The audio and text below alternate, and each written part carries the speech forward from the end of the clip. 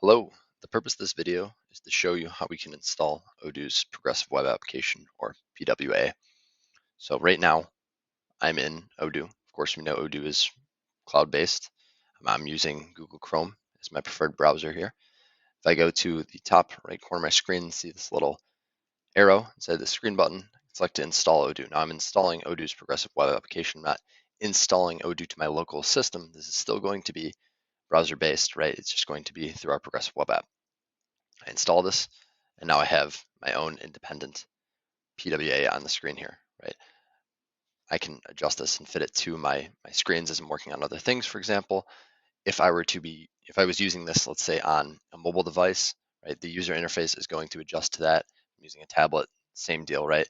So this allows us to have greater flexibility, greater accessibility to a wider breadth of our customers rather than our native app, which was only accessible to iPhone and Android users. This allows you to access Odoo directly from the browser through the Progressive Web Application. Please let me know if you have any questions. You can email me at secl@odoo.com. Thanks.